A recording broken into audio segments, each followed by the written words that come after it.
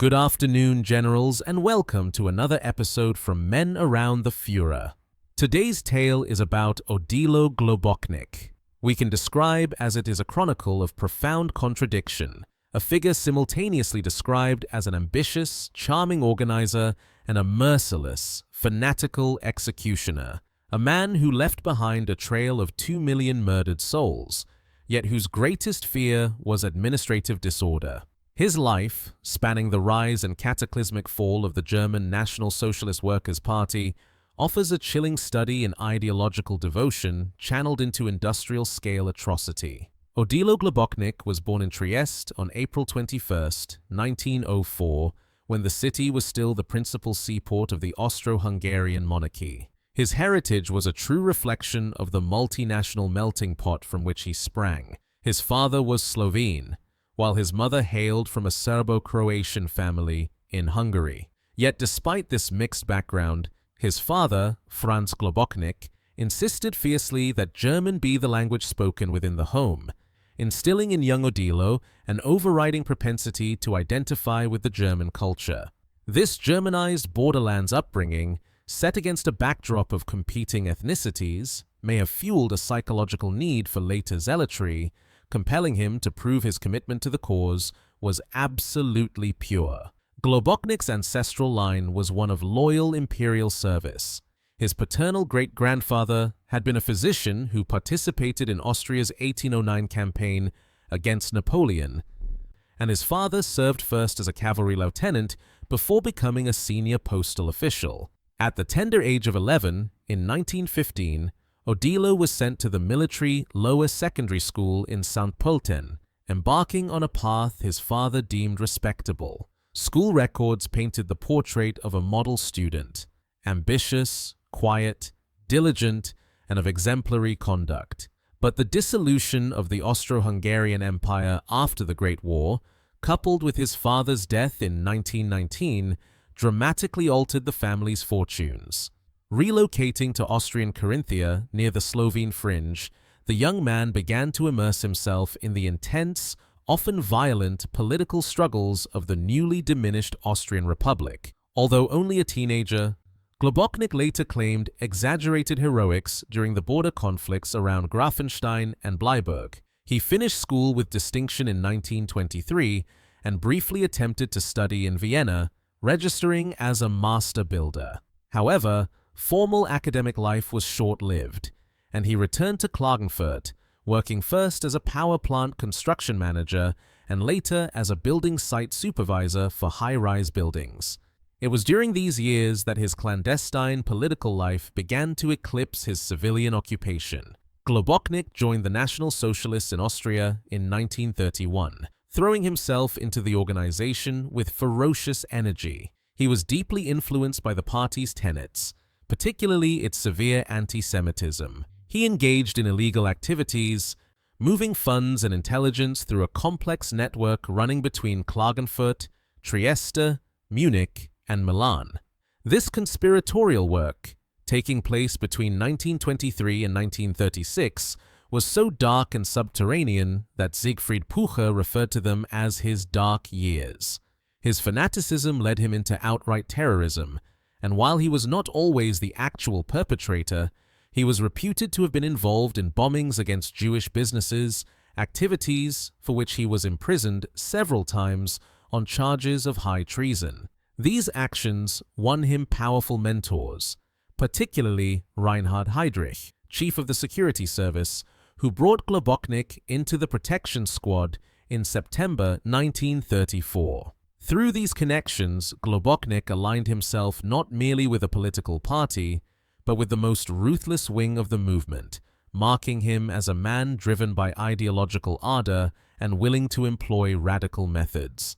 The crisis of the Austrian state in 1938 provided Globocnik his first taste of national-level power. He moved to Vienna in late January 1938, keen to be present as the struggle for power reached its climax. Together with his colleague Dr. Friedrich Reiner, Globocnik became a central operative in the machinations leading to the German annexation of Austria, playing the role of courier and provocateur, even meeting personally with the leader, Adolf Hitler, to plead his case for the takeover. On March 11, 1938, as the final political drama unfolded, Globocnik was instrumental in engineering the climax. He phoned Air Force Field Marshal Hermann Göring in Berlin, providing crucial and strategically false information to accelerate the political process. When asked if the moderate politician Arthur Seyss-Inquart had been appointed chancellor, Globocnik replied with a succinct lie, yes. This critical disinformation, though quickly exposed, helped pressure the Austrian president into acquiescence, paving the way for the entry of German troops and making Globocnik one of the key instigators of the entire affair. His reward came swiftly. In May 1938, Hitler appointed Globocnik as regional leader of Vienna. He envisioned his new role as a social revolutionary, immediately throwing himself into the task with characteristic yet disastrous zeal. He declared that within 6 months, only the German National Socialist Workers' Party would hold power in Vienna. However, the qualities that made him an effective, ruthless underground operative, his disregard for boundaries, and his imaginative approach to problem-solving made him an absolute catastrophe as a civil administrator. He indulged in grandiose, foolhardy projects, relied on dubious slush funds, unauthorized advances from central party funds, and outright looting from measures stripping Jewish citizens of their wealth and businesses. His uncontrolled financial policy drove the Vienna regional organization to the brink of complete bankruptcy within 6 months. This incompetence attracted the wrath of the powerful party treasurer, Franz Xaver Schwarz, who initiated a relentless audit. Schwarz was incensed not only by the severe mismanagement, but by Globocnik's arrogant defiance, calling his behavior outbursts such as he had never witnessed. Threatened by suspension of all Austrian funding and unable to convince the leader's deputy, Rudolf Hess, to intervene, Globocnik sensed the inevitable and was forced to resign in January 1939. A brief, cold announcement was made. I have granted the request of party member Odilo Globocnik to relieve him of his office as regional leader of the Vienna region. His spectacular failure in Vienna could have ended his career. He was a loose cannon, an incompetent administrator, and a constant drain on party patience. But Globocnik had a powerful patron who valued zealotry over bookkeeping, Heinrich Himmler, the national leader of the protection squad. Globocnik had cultivated an exceptionally close relationship with Himmler, and he was determined to use the protection squad as his lifeline. Himmler protected him fiercely, shielding him from disciplinary action and successfully convincing Schwarz to eventually drop his investigation, albeit years later. In return, Globocnik became forever indebted to his superior, ensuring his absolute loyalty. The outbreak of war provided Globocnik with a new, vast, and grim canvas for his ambition and fanaticism, one far removed from the scrutiny of the party treasury in Munich. On November 1, 1939, Himmler appointed him as the senior commander of the SS and police in the Lublin district of occupied Poland. This appointment granted him immense authority, placing not only the protection squad but the entire police apparatus, including the secret state police and the security service, under his command. Globocnik arrived in Lublin on November 9, 1939, driven by motivation to prove his worth once more to Himmler. His operational area encompassed approximately 26,000 square kilometers, holding about 2.5 million residents. He immediately set about turning Lublin into a fortress, a major eastern base for the SS and police, which meant aggressively addressing the presence of the district's large Jewish and Polish populations. In Lublin, Globocnik surrounded himself with a loyal, almost entirely Austrian and Carinthian cohort, many of whom were friends from his illegal days. Key among these were Ernst Lerch, his trusted chief of staff and confidant, Hermann Höfler, his expert for Jewish matters, and a Salzburg major in the protection squad, and Georg Michalsen. This inner staff acted as the nerve center for the atrocities to come. Globocnik's initial projects revolved around exploiting Jewish labor for his ambitious territorial expansion schemes. He organized the public registration and supervision of thousands of Jews, forcing them into labor camps to build border fortifications such as the failed anti-tank ditch along the Bug River. One of the most infamous camps was established in the city itself, at Lipowa Street 7, overseen by his ruthless staff who treated the inmates with extreme brutality. Parallel to this, Globocnik passionately pursued Himmler's long-term ideological vision, the Germanization of the East, a project requiring the removal of Poles, Jews, and Ukrainians from the desired settlement areas. He established a research center for Eastern settlement in Lublin, recruiting engineers, architects, and historians like Dr. Franz Stanglika, whose task was to map out the future SS and police strongpoints and calculate the distribution of the existing population, a crucial prerequisite for the planned mass murder. The critical shift from forced labor and expulsion to systematic extermination occurred in late 1941, culminating in Himmler giving Globocnik the direct, secret command to implement the physical extermination of the Jews of Europe in his district. This operation, later codenamed Operation Reinhard, after Heinrich or possibly finance official Fritz Reinhardt, was Globocnik's ultimate mission. He was responsible for realizing this plan in the general government, occupied Poland, aimed at murdering about 2 million Jews between March 1942 and November 1943. To achieve this goal, Globocnik drew heavily on the technical and personnel resources of the defunct forced euthanasia program, Action T4, men skilled in the art of killing via gas, who were quickly reassigned to Lublin. The inspector of these former euthanasia killing facilities, Christian Wirth, was brought in as a specialist, tasked with building and managing the stationary killing centers. Under Globocnik's overall command, 3 major killing centers were constructed in out-of-the-way locations, chosen for their proximity to major railway lines, Belzec, Sobibor, and Treblinka. The total coordination of this massive, secret undertaking rested squarely on Globocnik's shoulders. His staff oversaw the systematic deportation of Jews from Poland, France, Germany, Austria, and other occupied territories. The operation was marked by unparalleled brutality and secrecy. The death camps utilized deceit and misdirection, a tactic perfected in the euthanasia program to trick victims into compliance, often using the euphemism special treatment. Eyewitness accounts reveal the raw horror under Globocnik's system. Kurt Gerstein, a protection squad disinfection expert, was brought to Belzec in August 1942 to test a switch from engine exhaust gas to poison gas. Globocnik met Gerstein and Professor Wilhelm Pfannenstiel, proudly presenting the 3 death camps as his personal achievements. During this visit, Globocnik stated, "This is one of the most secret matters there is. Yes, the most secret of all," threatening that anyone who spoke of it would be shot immediately. Gerstein observed the grim spectacle at Belzec, where victims, including small children, were stripped naked and forced into gas chambers. When the diesel engine, used to pump exhaust gas, failed to start immediately, Wirth, the camp commander, was seen raging.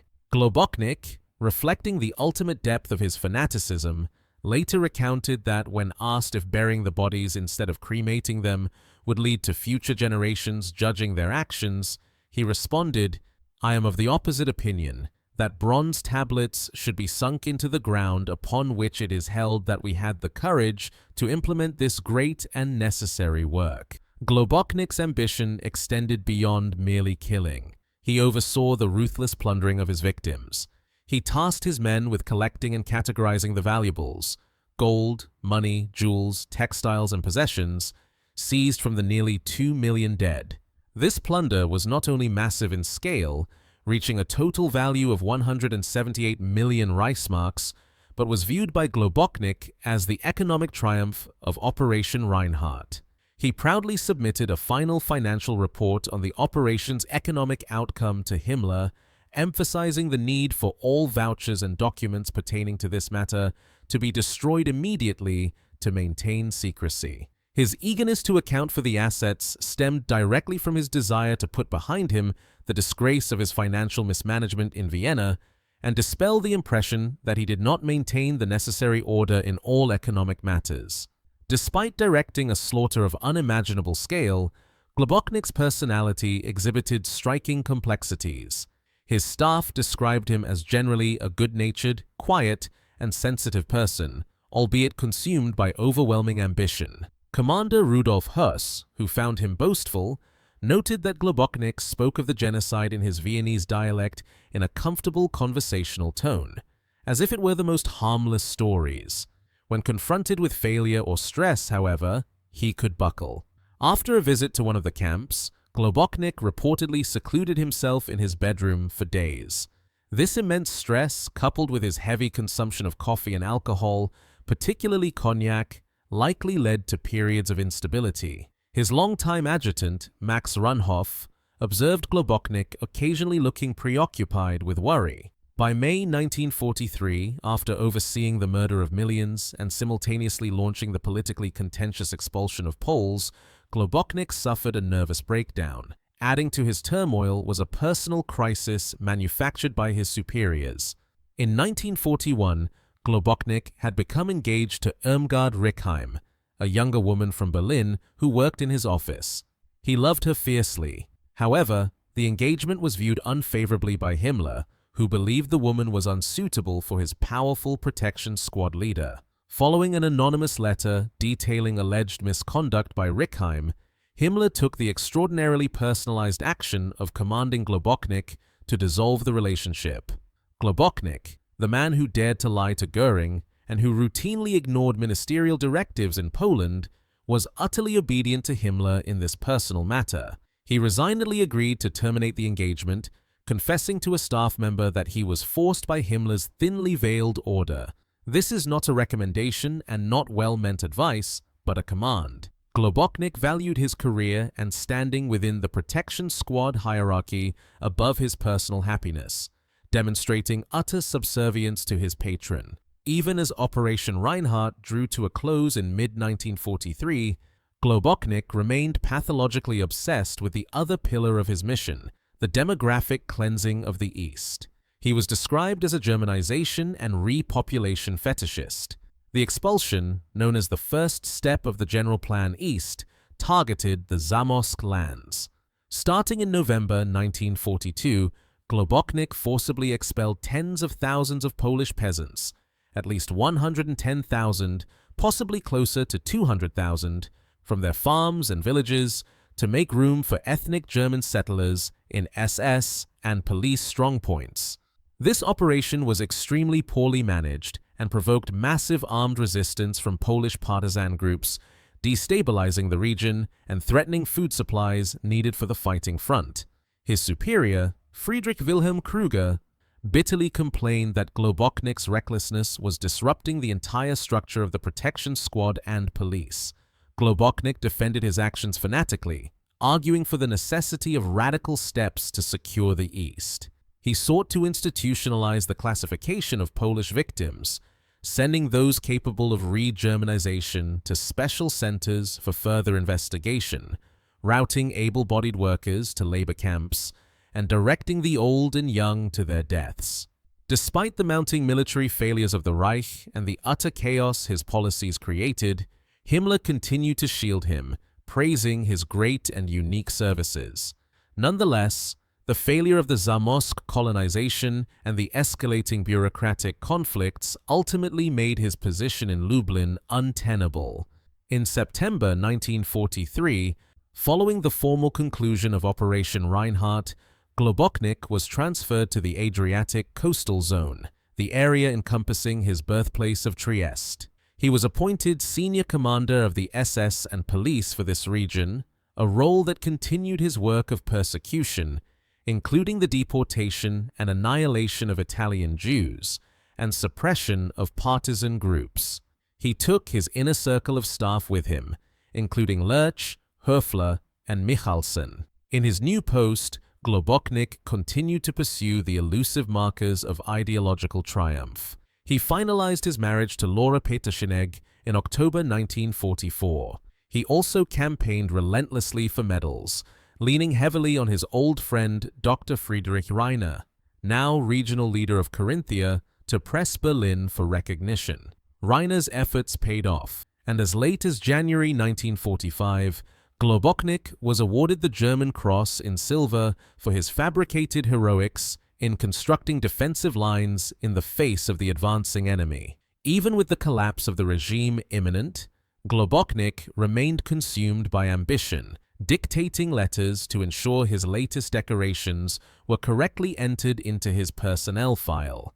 As the final Allied advance swallowed up the coastal zone, Globocnik fled back to his native Carinthia in May 1945, accompanied by Lurch, Höfler, and Michalsen. He was retreating towards the region where he had fought, or claimed to have fought, the southern Slavs as a teenager, a final desperate return to his ideological homeland. During this flight, in a moment of chilling candor that belied his usual professional aloofness, Globocnik confessed to an acquaintance near Lake Werther, "We took care of 2 million.